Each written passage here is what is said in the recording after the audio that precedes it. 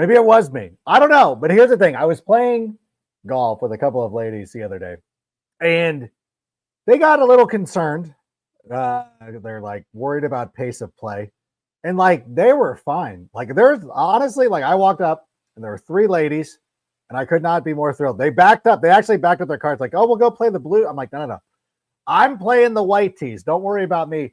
But I think what it was, and we had a good time.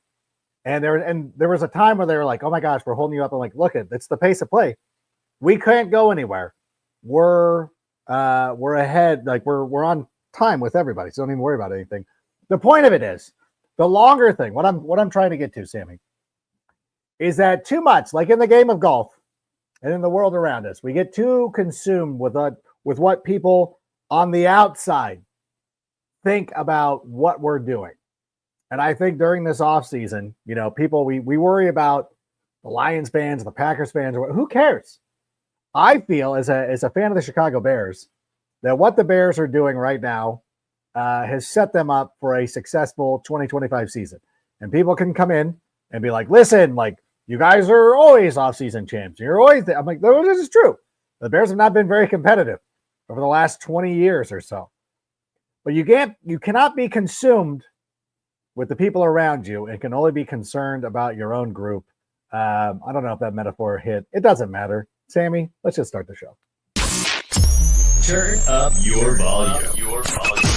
Because you're about to listen to The Sick Podcast with Adam Ray. It's Hester trying to work it back to the middle. Gets past the first wave, and here he goes. It's Hester inside the 30. Hester's going to take it all the way for a touchdown. And no flag, 92 yards. The sickest Chicago Bears and fantasy football podcast. Sports entertainment like no other. It's gonna be sick. It's Wednesday night. You know what that means. And it's time for Take It to the Rank. By this time next week, we'll be on the cusp of the NFL draft. So many things going on right now. So many different ways the draft board can fall. We'll have Chad Ryder on here in just a moment to talk about all of that stuff, but do want to let you know that if you are a fan of the NFL Network, I hope you saw my appearance on the NFL Network. It was my mock draft with a twist. Every year I do a mock draft, but I always do it as a twist. I never try to do a predictive piece in the sense of like, well, this is what I think is going to happen. I always do it under the guise of like, this is what should happen. Last year, when I did this piece, I'm like, the Raiders should draft Brock Bowers. And people thought I was an idiot. What's new? What's changed? But at the same time, turned out to be pretty good. I told the Jets to draft Brian Thomas Jr. I did okay. I told the Commanders to take Jaden Daniels and not Drake May. I was killing it last year. So that piece is out. And if you see the NFL Network, they're going to re-air the show, Mock Draft Live. I was on it the other night. You should go check that out. But I'm gonna bring on a real expert, somebody who knows what's going on with the NFL draft. He's been with NFL Media for quite some time. Does a great job for NFL Media. He just today on Wednesday, and by the way, Wednesday night, the challenge comes to a finale tonight. So much stuff's happening. But Chad Ryder is here to talk about the draft. He just turned in a 7-round mock draft. How are you holding up after that long, arduous journey? I'm still here. I agreed to be on this show, so I decided to stay conscious instead of going to take a nap. And we're all good. No, it's a labor of love. It's a lot of work, but hopefully people will enjoy it. It's a great event. And even though it comes out the Friday before the draft, I don't get a lot of the last minute insider information in it. I think it's a good way to look at the draft as a whole, where there's players of value throughout the draft and how teams might be able to attack some of their primary needs and things like that. So it's fun. It's arduous. It's tedious, but people love it. And I'm happy to provide it. And I implore everybody to go check it out. It's a great read. I'll be honest with you, because I just turned mine in, would have been on Monday. Well, no, I turned it in last week. I don't read any mock drafts before I turn mine in because I don't want to be biased. I don't want to be swayed by anything. And I would assume you didn't take a look at mine either, which is fine. And I'm not offended because I understand the process and everything like that. I implore everybody to go check it out. I do want to dive into the Bears. You did a mock draft with the first 4 rounds. The mock draft that you turned in today, of those first 4 picks, how many of them changed for the Bears so far? Oh, Adam, I have no idea what I did for that mock draft, a month ago. You got to be kidding me. Come on now. I'm just trying to survive over here, okay? But what I can do really quickly is I can tell you the 5-round mock draft that I did. And I have this up on my screen. This is why I can tell you. I have who you drafted. I can tell you who it was. Okay. Well, go ahead and give me your list then, and I'll tell you. This is the one. I'll go off the one that I had, the one that I pulled up, because first of all, first round, you have Membu over Will Campbell, Ty Warren, Kelvin Banks Jr. Colston Loveland would be kind of a reach. Is that still the pick for number 10 for the Bears? So I'm having Membu picked a little earlier this time around, so I'm having them take Campbell. But who has Ryan Poles taken in the past, right?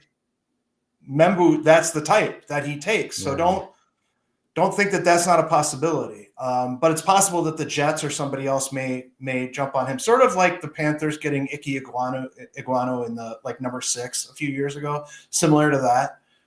But Campbell, the thing with Campbell is his lack of length, and more importantly, he's a narrow body, which is typically not what's taken in the top 10. But I think he's good enough to overcome that. Like a guy like Taylor Lewan went 11th to Tennessee, and he was a fantastic player. So the Bears may forget about the measurements and just go more off the film and take him because he's a more natural left tackle as well than Membo. So Membo could play on the left side. He played on the left side at times for Missouri. But I think Campbell may end up being that selection. My mock draft, again, is a recommendation for here's what you should do. Here's what teams should do. So I can kind of skew it in a way of being like, hey, you guys, you should take Jets. You should take Colston Loveland or whatever it is because it's my own thing. And I can be like, I'm not predicting this. I'm just saying who you should do.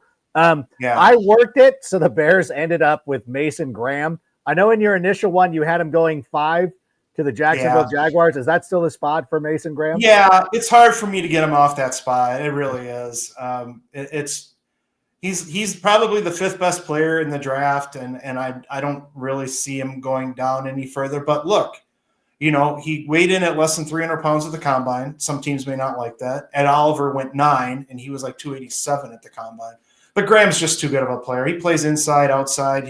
He rushes the passer. He chases down plays. He's just one of the top 5 or 6 players in the draft. So I don't see him getting that far down. But if they would, I'd run that. Well, there's no podium anymore. There's no card to run to the podium anymore. But theoretically, I would run a card to the podium to get him. No, 100%. And honestly, it would take a lot of things like Colston Loveland going in the top 10, Tyler Warren going in the top 10, Carolina Panthers taking somebody like Matthew Golden. There needs to be a run on offensive players for Mason Graham. So I understand that I'm living in a little bit of a fantasy world, but that's what I do. That's the kind of thing. You know what? A thing that might happen is 3 quarterbacks going in the top 10. That could very well happen. So that might help you along your way. And what would have been better if Will Johnson from Michigan had run on his pro day and run a 4.4 or something like Devon Witherspoon did, or coming out of Illinois, then the Jaguars may have considered him at that point, right, at 5, and then some of these things. But since that didn't happen, wasn't likely to happen, probably not going to see Graham at 10. Yeah, and that's the one thing, too, is I actually like the Raiders for a cornerback because I think that's a definite position of need for them. And obviously, it was Al Davis who would do this, but it's his son. Speed is such a huge thing for the Raiders that, if Will Johnson had gone and as you said, had a huge 40 or great 40 time, that could have been in play. You still never know. It's fun to speculate. Yeah. I agree with you, though. I think it will be an offensive lineman. Our friend, Draft Dr. Phil, does not like Membu, and he doesn't like him because he's a measurables guy. But as you said, that's exactly what Ryan Poles does. He goes after the raw score and all that stuff, and like, oh, look at these great athletes that we're drafting. Well, and sometimes, and he's a finisher. He's a finisher, and Will Campbell isn't as much of a finisher. He's more of a positional blocker, which is fine. He's very good, but I've seen Poles kind of go after the maulers, the Darnell Wrights kind of guys, and Membu is 100% that. So I could really see that if something happens and Campbell goes forward to New England, for example, which is very possible with Mike Vrabel there. Membu could end up at 10 with the Bears very easily. Yeah, there's a lot of moving parts. Kelvin Banks, where do you have Kelvin Banks Jr.? I think you had him down a little bit. In the middle of the first round, like Arizona brought him in for a meeting with the facility, and that pairing makes a whole lot of sense for me. You can play him at guard, you can play him at tackle. They took Paris Johnson Jr. a couple of years ago, played him on the right side, then moved over to the left. They like to interchange guys wherever possible. So I think Banks makes a lot of sense to Arizona as well. At one point, he was considered like a top 10 guy. So that's not out of the realm possibility, especially if the Bears end up trading down. Somebody desperately wants somebody. That could be very well in the mix for them if they trade down. No, I love that idea. I honestly have the Cardinals going with a running back a lineman as well. That makes a lot of sense to me. In the second round, now obviously the Bears have a pair of picks. They're towards the top of the second round. You have JT Tuamulano. If I'm not saying that, I don't think I'm saying that right. But the edge out of Ohio State. Yeah. Is he still going to be available in the second round? Yes. I think they could easily take him. He may be available a little bit lower because he didn't really work out and he didn't really run. And so teams are a little unsure about his overall athleticism and his, but look, just watch his games. I mean, he's so good. He came in as a freshman to Ohio State and was a playmaker. And that doesn't happen a whole lot. And I think somebody will get a great find with him in the second round. I changed that in this not to give the whole thing away, but Kenneth Grant, the Michigan defensive tackle, if he's available, or Tyleik Williams is available from Ohio State, one of those two guys, I could see them real easily jumping on him or that early in the draft, even though they had taken Dexter and others and Zach Pickens before. I don't know that you can have too many guys up front. No, and I really do believe that a lot of this is going to be focusing in on both sides of the offensive and defensive line. Ryan Poles is going to go out there and get trench drunk. It's apparent by the way that you did the earlier examples of this draft that I was able to see. But I again, going back to what the Bears did at number 10, what you had originally, one of the players you had them over not drafting, and this will lead me to this extra question. Why wouldn't the Bears take Tyler Warren if he was available? They could, but not everybody in the league is as in love with him as us on the outside. He's not. For his size, he's very agile and quick, and he was asked to do a lot of things. Obviously, a bull as a runner after the catch and fast as he can. So it wouldn't shock me if Warren went as high as 7 to the Jets. And he could go to like 13. And again, I loved Brock Bowers last year. He was my favorite prospect in the whole thing. But teams didn't listen to me. They didn't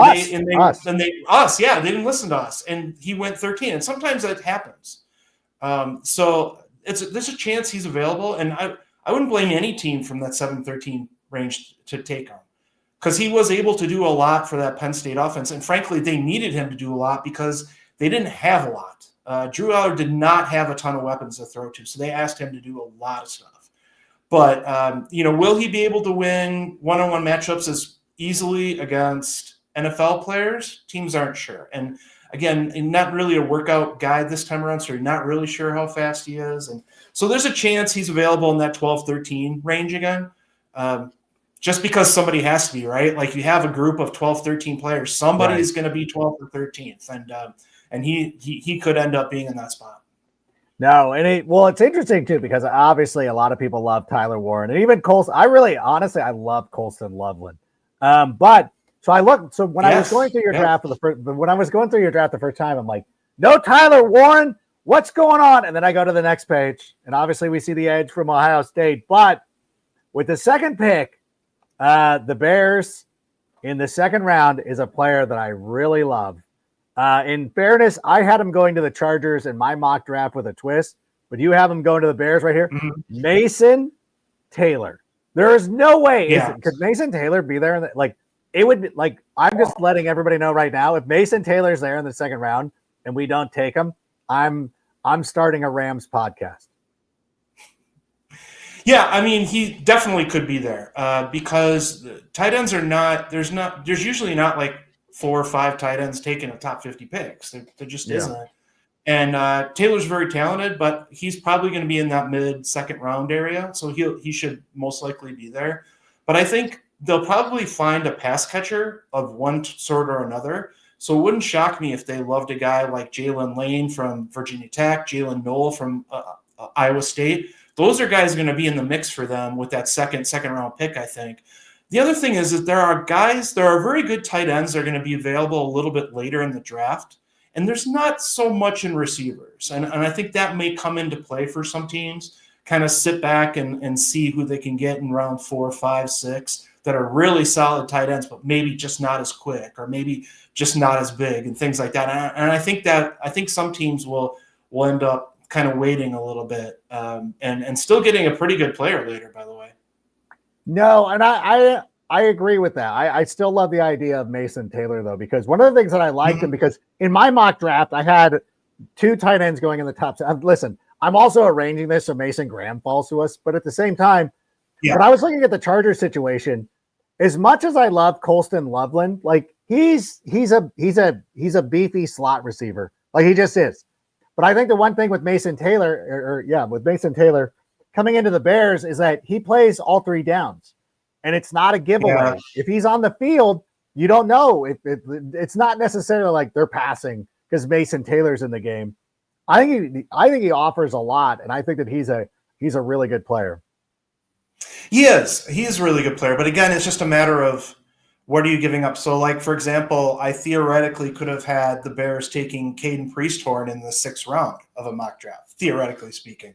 Now, the difference between Taylor and Priesthorn isn't as big as the difference between one of these top receivers and a receiver you get in the 6th round necessarily. So that's just kind of some of the math that goes on. I wouldn't blame him at all for taking Taylor or grabbing a guy like Elijah Arroyo from Miami, again, who's more of a receiving tight end, not a blocker. But, there's a lot of talent throughout that part of the middle part of the draft. So I don't think they have to be locked in on a certain guy in round 2, for example, to meet that need. Well, I think a lot of things could happen too with guys sliding out of the 1st round. Where do you have James Pierce going? Because that is a player to me that you look at, like San Francisco could draft him at 12. He could fall out of the 1st round. Neither one of those things would surprise me. Where do you have James Pierce going? And, we've seen the Bears pass on a guy who had some character issues in the past. I don't know how the Bears are feeling about it now. If James Pierce, where do you have him?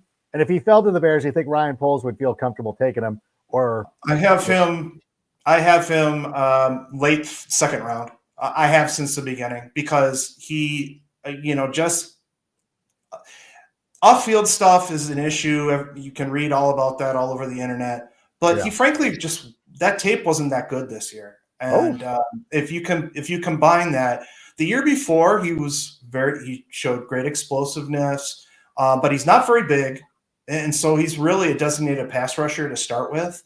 And you add up all those things, and a team in the early to mid 2nd round could take a chance on him, but he could also fall into the late 2nd. And guys like that can fall into the 3rd too. I mean, just like, because there are so many guys that are in that same category that are just better football players. I'll give you an example of Femi Oladejo from UCLA. he's probably going to go closer to the first round than people think. Really? And he is. I was on the field during the combine this year. I'm thrilled to be able to do that. And he was a leader. And he's super athletic and he's strong, but he didn't have much of a name coming into the year, so people weren't really up on him. Yeah. But you watch him move in person. He attacks the quarterback, and so a guy like that is going to get picked ahead of Pierce most likely. And Interesting. So yeah, and I mean, again, if Pierce was 270 pounds, is a little stronger at the point of attack and things like that, teams can maybe forgive some of the other stuff. But he's got to be better, and so I think he's going to probably be a mid-second round pick is my guess. Wow, interesting. All right, that's interesting. I again, none of this surprises me because for all the reasons that you're saying. One of the cool things too about doing the mock draft live on Tuesday was the producers being like, "Oh, you've actually added a lot of people that we have not talked about the show that people have just not brought up." A player that I like going at the end of the actually I had him going to Buffalo, but it's very conceivable he falls to the second round. Talking about pass catchers for the Bears, where do you have Luther Burden? Like, I think Luther Burden is kind of a fun player that I don't think gets enough respect. Where do you have him going, and is that a possibility for the Bears maybe? Yeah, he is definitely a possibility. But the thing is I think the Rams and the Raiders and Tennessee, I mean, there's teams that are going to have interest in him if he falls out of the first round. Yeah, so they may have to move up for a guy like that if they want him. But I like him with the Rams at the end of the first round. I'm projecting them to move down, like with the Chiefs or the Bills or somebody. Okay. But I think you put him with Tutu and Devontae Adams. That's a crew, and the Rams are in the spot where they could do. So I think between them and the Raiders would love to have him. Tennessee. I mean, it's going to be tough for him to fall to the Bears. It's so funny because when I'm thinking about this. It's like, oh, it's sort of Valus like, like the kind of player that Ryan Poles likes. I'm like, oh, this is a really interesting thing. I know the Bears fans would hate that, but so it'll be interesting. I'm curious about him, but I did, and I don't know how much of it again that you've changed, but in your initial mock, you have a player who I love, and I've talked about a lot, not only on this show on CHGO when we're talking about players who just seem like Bears. Carson Schlesinger of UCLA. He's from Newbury Park. I think he's a fantastic player. He was getting offered a lot of money to go to Texas this year, but decided to come out to the NFL draft, which means like people are telling him he's going to be at least a day 2 pick. Do you still have him locked there for the Bears? No, I think there are going to be teams like Washington, maybe Buffalo, maybe it just, and the thing is, when you're doing these mock drafts and people are like, oh, you have this guy as a 3rd round pick, do you have this guy as a 2nd round pick?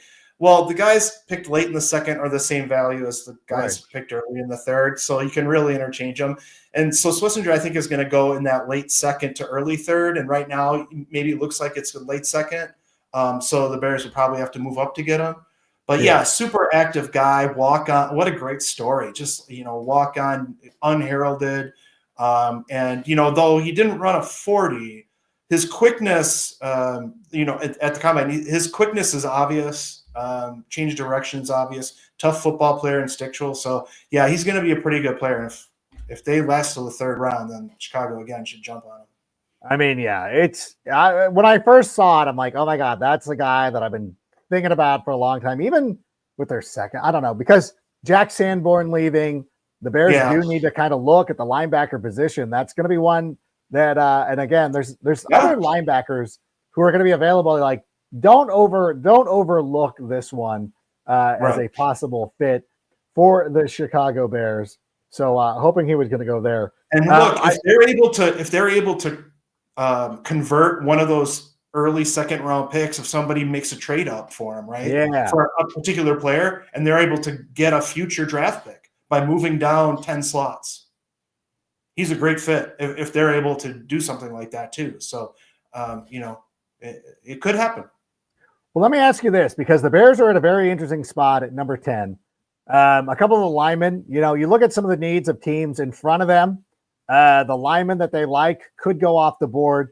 You mentioned, quarterbacks. There could be 3 quarterbacks in the top 10. The Bears could be a possibility for somebody trying to trade up to get into one of those quarterbacks. How volatile is this quarterback market? Because to me, it feels like Shedeur Sanders could fall all the way down to Pittsburgh, but you're saying 3 quarterbacks can go in the top 10. Yeah. What's the scenario of 3 quarterbacks going in the top 10?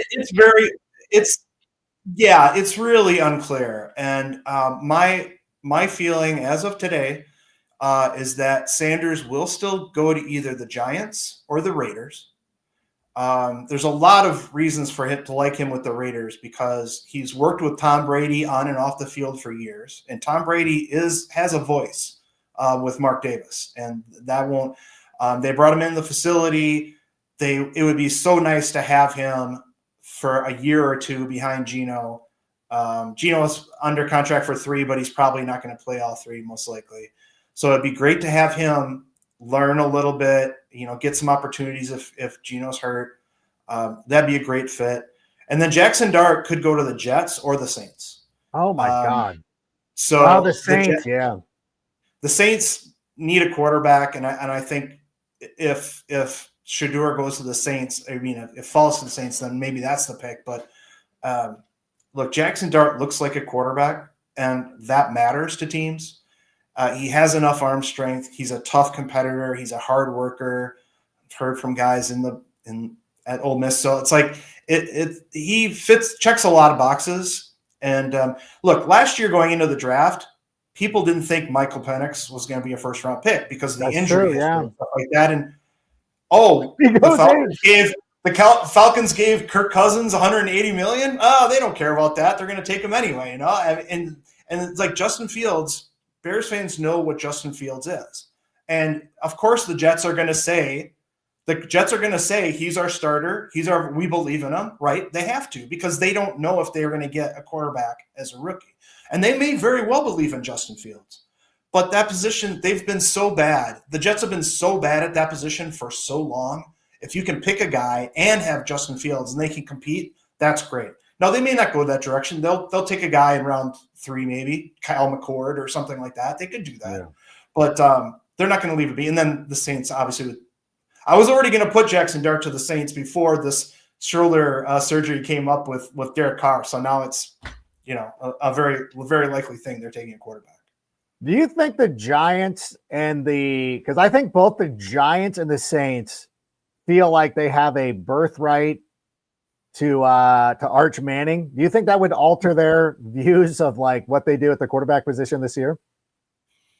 I don't think so. I mean, look, I don't know how I never want to say that a coach is going to get fired or GM is going to get fired, but the Sands have to be moving under the Giants coaches and administrator, right? I mean, they don't know if they're going to have jobs next year. So, but that said, that's why they went out and got Russ and they got Winston in case they didn't like the quarterbacks that they saw in this draft. At least they have a backup plan, and they maybe take a quarterback a little bit later in the 3rd round, Tyler Shuck, for example, or whatever. And so they have a plan in place, but like you cannot do that unless you were just hired. Then you can have a 3-year plan. But those guys, no. Yeah, because the Saints have some time. Like it's not like, Kellen Moore's not under, like he's got 4 years probably, unless he's a disaster, which is good. I know that we have limited time with you. Can we get at least 2 questions in? I want to see what the fans are thinking. I've been dominating all your time. Patrick, what's up, Patrick? Thanks for joining us here tonight. Any chance the Bears trade up? And I have a hard time if they do. If they were going to trade up, who would they trade up for? Yeah, that's the thing. I mean, I don't see a trade up for them. And it's funny. Over the last 6 years or so, there hasn't been very many trade ups, and especially during draft day. They've happened like a month before the draft. Now the Cardinals and the Dolphins did that stuff for Paris Johnson, Jalen Waddle a couple of years ago, but that's not been the rule. And Tampa Bay general manager Jason Light was also agreeing with me that probably won't see a lot of trades this year because everything's kind of settled in certain ways, and teams aren't looking for a special guy. So I'm not sure. I think the only way they would do that is if Abdul Carter fell past 4, maybe, just because of injury or, character concerns and all the nonsense that gets talked about this time of year, something like that. But short of that, I don't see it. Yeah, I don't. Who is the guy? That's the one thing, Patrick, that I'm worried about. How about one more question, Sam, and then we'll let Chad get out of here, because he's dream scenario: trade back to 15-20, get Banks, a third, leverage that third pick and 39 to get back in the first round, grab Mike Green. What about Mike Green? I have him going. I suggested the Falcons take him. Where do you have Mike Green going? Because he's a fantastic prospect. I'm just not sold on him 100%. No, and again, he's a designated pass rusher to start. Doesn't have a lot of strength to him yet, although, he does have a long arm move, and he can move some tackles if they're not ready for it. But I see him as kind of the end of the first round kind of guy the end. And Washington, maybe. I know. Actually, Buffalo could make a move for him. And the reason I say that, even though they signed some guys in free agency, one of whom suspended for half the year, what they haven't done is replaced Von Miller. And Green would be a great Von Miller replacement. So that's kind of a scenario that in my head, I see of a guy that they could move up for. So that's what I like. In terms of what I studied the history of trades quite a bit. And typically, if a team moves down in the first round, they are willing to leverage, those additional picks and move up. But typically, it's more like into the early second round or the mid second round, something like that, to try to get that last top 50 player that they want. So if the Bears were to kind of move around like that, that's what I would see. And if I'm the Bears, I'm looking for future picks too. So like if somebody isn't giving me a second round pick and they're saying that, well, let's talk about future picks because typically the value of a future pick is 1 round less. So you could take a third round this year, but they would have to give you a second round next year. And so that's a tough decision to make for teams that are year to year. But I think the Bears are probably safe enough where they can say, hey, we could use that second round pick next year. So let's take that instead of the third next year and really get a good player next year. No, I love that idea. And I think, and again, with Ben Johnson, that's the hope, is that he's going to be here for a long time and we can really start building for the future and all of that good stuff. But listen, Chad, great job so far. We can't wait to see your 7-round mock draft, which is coming out on Friday. I'm sure Tom Blair and Gennaro and all the guys back at the NFL Media Center are working on it very diligently. Yeah. We appreciate you spending some time here.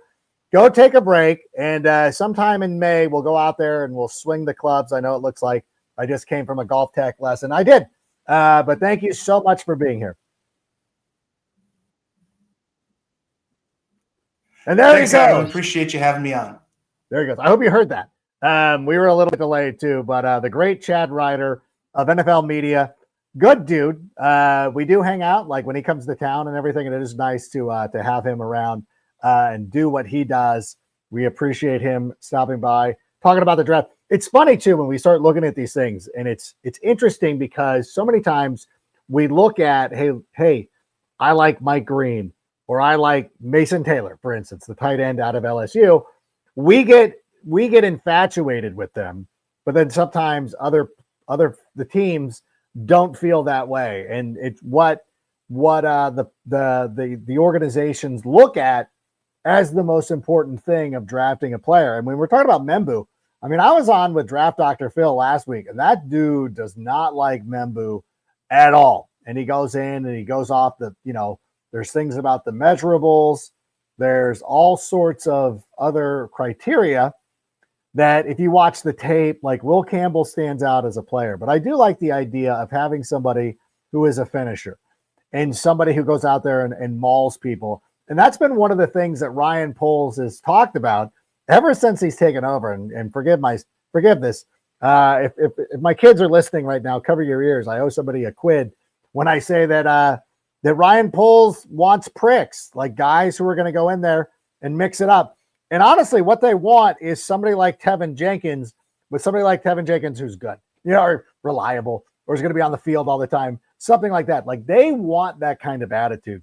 Like they don't want the passive, like, hey guys, like don't get a penalty for protecting our quarterback. No, they want guys to go in there and mix it up, and not in a dumb way, not in a Tyreek Stevenson messing with the crowd kind of way, but people who play mean. Like there's a difference, you know. And I sit here and I do this when I'm coaching, and I talk to the girl. It's mostly the girls because they're older. And there's times where, you know, you're getting pushed around, and I always hate to use the phrase like be aggressive, because being aggressive always kind of comes with a connotation that you're being dirty, that you're getting elbows up, and you're being like unsporting in a way. Like no, but you can be assertive. You can be assertive. You don't have to be aggressive. You can be assertive. You can be assertive, kind of like, you know, you go to Starbucks, you're like, excuse me, I ordered this with oat milk. Like you don't have to be rude. You don't have to be threatening somebody's job, but you can still be assertive. Like, excuse me, I'm sorry. Yes, I ordered this with oat milk. May I have what I ordered, please? You're being assertive, but you're not coming off as aggressive. And I think like and the Bears are looking for assertive players.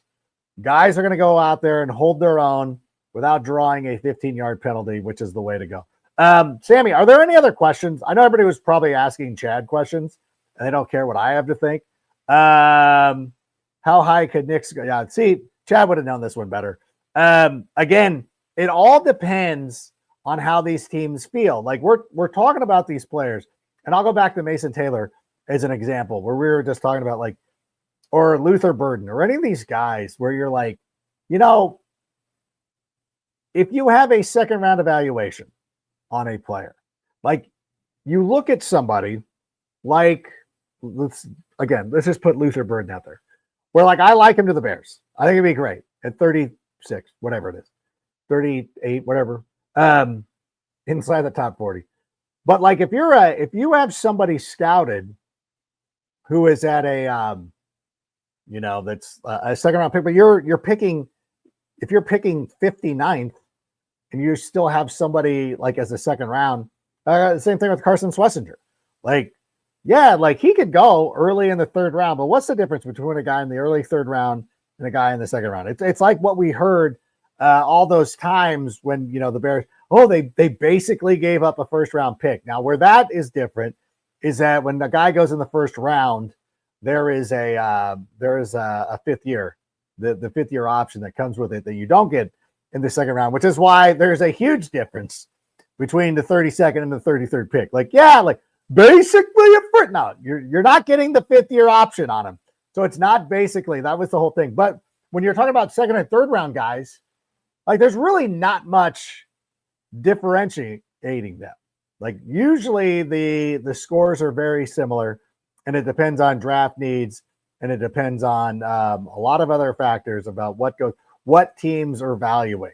And again, looking at the Luther Burden one, I'm already going to just warn Bears fans that when they draft, if they do draft him, there's going to be a lot of Bayless comparisons.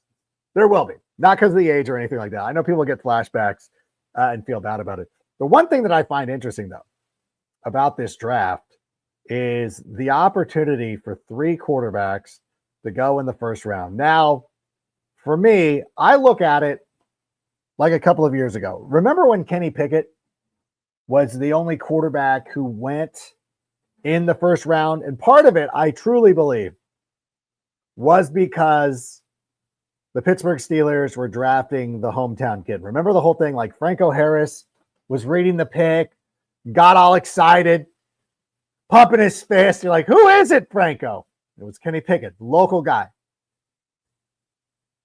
I could see some of the quarterbacks in this draft being similar, but at the same time, because you do have the specter of the fifth round, the fifth year option, but these quarterbacks get more attractive as the draft goes on. Now, I do think that it helps the teams at the end of the first round, the Philadelphia Eagles, the Chiefs, even the Commanders and the Lions and all those teams, like, we're pretty set. Obviously, they're all set at quarterback, but like teams that are pretty set, and there's a desperate team like the Saints.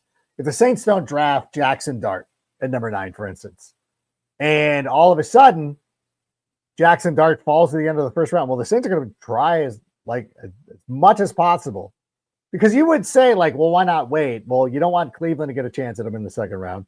You don't want the Giants to get a chance at him in the second round. That's where it could be. But for the Bears and our situation, we really want quarterbacks going in the top 10. Like if Shedeur Sanders goes 6th, like for anybody who's out there, and the implication here is that, let's say the Giants. Now, if you haven't seen my mock draft with a twist, I have implored the Giants to take Ashton Genty because I think it makes the most sense for them. I really do believe that it would help them out if the Giants took Ashton Genty. That would help them because, like, obviously nobody's going to forget that Saquon Barkley won a Super Bowl for the Philadelphia Eagles, but at the same time, your fans can at least love again, at least for a couple. Like, as a Bears fan, we know what it's like to just have a couple of moments during the offseason where it's like, hey, we're actually fun for a moment. We got all this excitement. We just drafted Justin Fields. We're so excited. Does it all come crashing down a couple of years later? Sure. But in that moment, and you want to let the Giants have that moment where they're excited. But if Ashton Genty gets past the Giants, and if the Raiders take Shedeur Sanders, there is going to be a fervor of people who are looking at this, being like, oh my gosh, the Bears could actually take Ashton Genty. And they could go out there and you know what? And if we and you got to go that way. Oh my gosh. It's exciting. It's exciting to think about because there's a lot of things going on. Because if three quarterbacks go in the first 10 picks, there are going to be great players who fall to us. Like, think about it. Is Mason Graham going to be one of them? Well, imagine this. What if it's three quarterbacks and what if two of the tight ends go? I don't think I like Chad. My opinion is that these teams look at what happened with Brock Bowers last year or what Sam Laporta has meant to the Lions over the last couple of seasons. And they're like, we need to go get our guy. And if you're the Jags and you lost Evan Ingram, and Mason Graham makes a lot of sense for you defensively, but you need Trevor Lawrence to be good more than you need a defensive tackle. So I really do think that Tyler Warren could go number 5. If you're the Jets, you could take an offensive lineman. But Colston Loveland. Oh, it would look so good for the Jets. You missed out on Brock Bowers last year. That's going to weigh on their mind. Now, those are 5 guys, 3 quarterbacks, 2 tight ends. If they go in the top 10, we're going to have such a wide assortment of players to choose from. Let's bring in Mike Houston's question from 340. That would be what, 540, 640? If a QB falls, who could trade up with the Bears? Thank you. Yeah. Hey, Mike, thank you so much for weighing in. I'm going to go over a couple of Mike's questions here.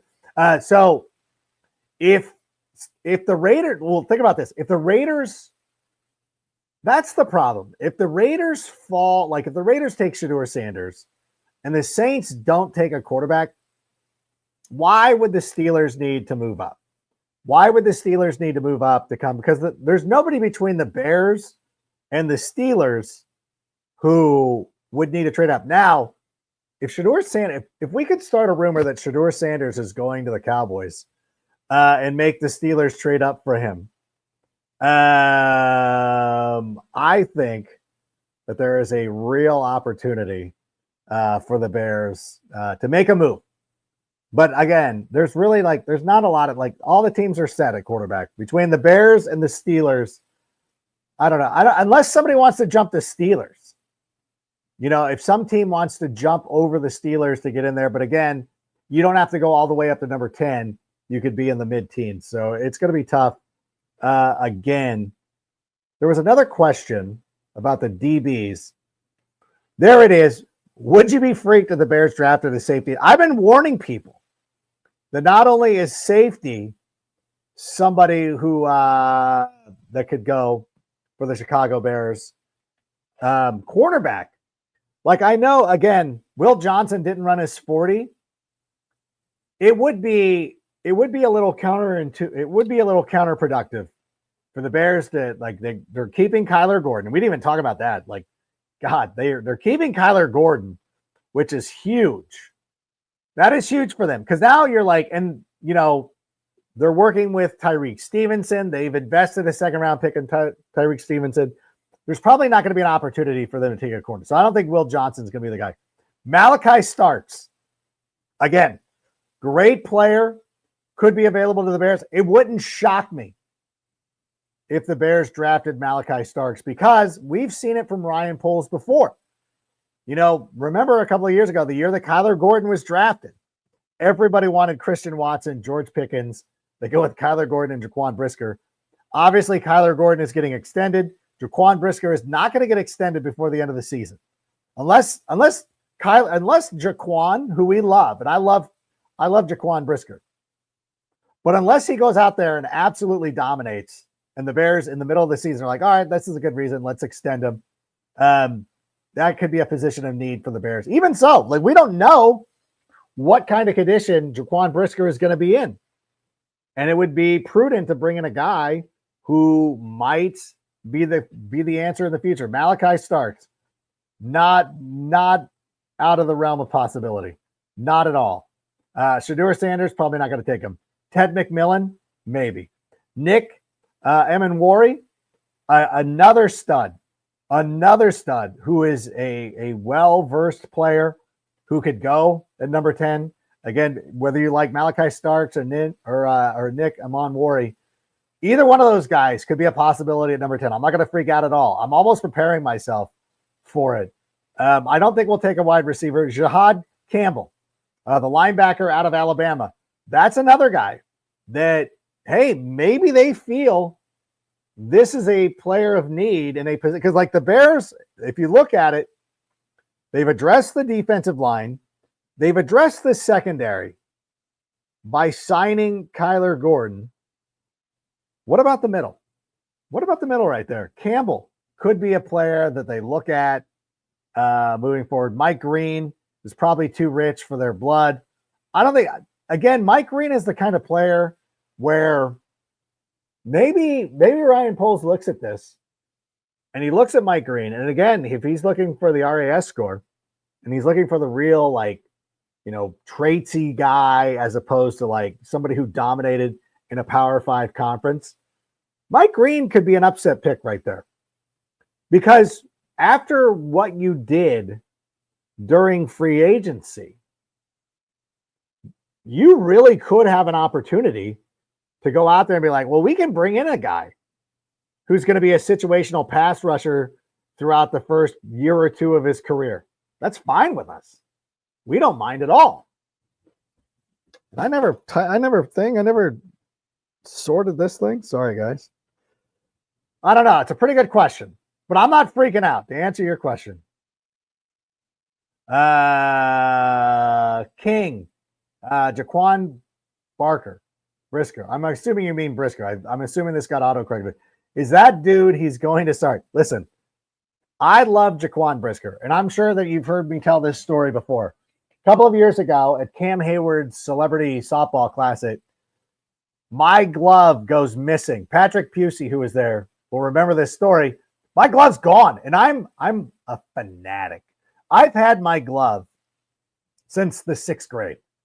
I would not leave this glove anywhere. And I'm like, where is my glove? It's because I would never. It traveled with me. I wouldn't even put it in my checked bag.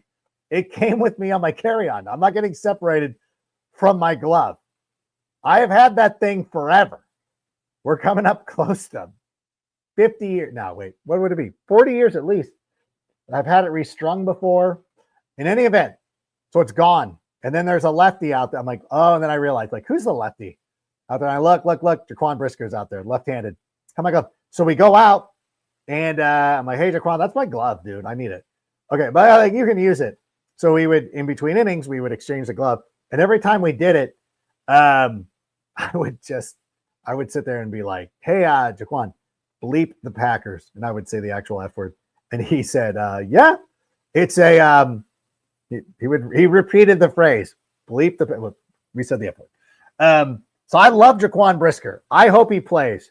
I think a lot of what happened last year was a Matt Eberflus thing. And I think if Jaquan Brisker comes back and does it, and yeah, Robert Lee, there is something about it. I talked to somebody who was like, oh, I've had a bunch of gloves. I'm like, you guys get new baseball gloves? I'll tell you this story. When I was in college, I think it was, I had bought, or I'd either received or I bought or whatever, a new, because my glove is a Mizuno and it's so rad. I love it so much. And I'm going to go play with the boy right now. A Louisville Slugger thing. And I lost that. It was a TPS glove because I had a TPS bat. Maybe that's what happened. In any event, I lost that glove within the first 2 weeks of me having it. And I'm like, this is a sign. I'm never going to change my glove. So I actually went out and, I was working for the NFL. It's because I remember I went and got my glove restrung at a place where they had Gary DiSarcina's picture on the wall. So I'm like, oh, this must be a good place. If this is where Gary DiSarcina gets his glove worked. Yeah. So let's bring up Brett's question.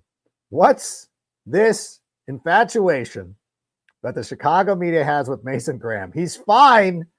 If he'll talk about like he's Chris Jones, he is not that. Well, Brett, thank you so much for weighing in here. My evaluation of Mason Graham is that he is that dude. My personal feeling is that he is that dude. He's a difference maker. He is somebody who will come in and set a tone, somebody who will be a guy that you can just lock into the trenches for the next decade, and he's going to be a game wrecker. Now, obviously, you see it differently, and I'm not going to disagree with you. We don't know. And this is the thing that I also implore people to, like, we don't know. Like, I know, like, people, like, I'm not going to get in a fist fight over whether Mike Green can play in the NFL or not. We don't know. I love Mason Graham. I think he's a ball player. When I watch Mason Graham, I look at him and I'm like, you know what? This guy is an absolute stud. I would love to have him on the Chicago Bears. And, and I just think he's going to be a good player.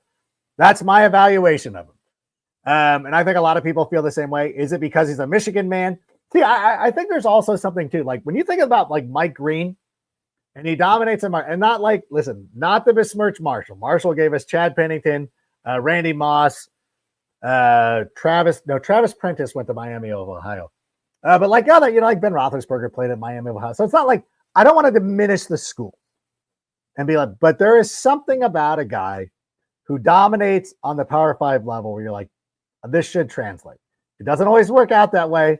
There's plenty of it, like Bayless Jones, my friend, played for 2 Power 5 schools. I got you. I got it. We're good. I really like Mason Graham. And I think he'll be a fantastic player. I understand that you might not see it, and that's fine. And I'm not going to doubt your eye. And I appreciate your opinion, and I appreciate your point of view. We'll agree to disagree on this one. But I understand. Yeah, we are lathering him up pretty well. I will tell you, though, one guy, if the Bears don't get Mason Graham, and I don't know if he'll fall, and he might, but Derek Harmon, I don't know how many, he's a Big Ten guy. So that's always the thing too. Like Derek Harmon a couple of years ago, talk about Derek Harmon, like you guys never see Derek Harmon play. I'm like, oh, I forgot. He's in the Big Ten now. Derek Harmon I really like the way Derek Harmon plays. So you know what? I will concede to you, as much as I love Mason Graham, if we ended up with a offensive lineman and we somehow ended up with Derek Harmon in the second round, I'm not saying it's going to happen. I don't know if it's likely. I'm good. So, yeah. Oh, let's bring out this one about almost forgot. Would you take Michigan tight end Colston Loveland at 10 if all the blue chippers are gone? Listen, you want to talk about a player I'm assuming, Squeegee, thank you for being here. I'm assuming, I honestly think he's better. I think he's actually better than Tyler Warren. I don't know. I like Tyler Warren. It's funny when people are like, he reminds me, I'm like, I don't know. Like, as Colston Loveland, is he too Kyle Pittsy? Or is he just a dominant? I really dig him. I really think he's good. I kind of like, okay, here's where I'll put my money where my mouth is. Unless he goes to some absolute dog-ass situation, If he goes to the Saints, I might not feel this way. But wherever, in most instances, Colston Loveland is going to end up on all my fantasy teams. I'm going to allow Tyler Warren to go earlier, and I'm going to take. Oh wait, Ian Gillis is here. Damn it.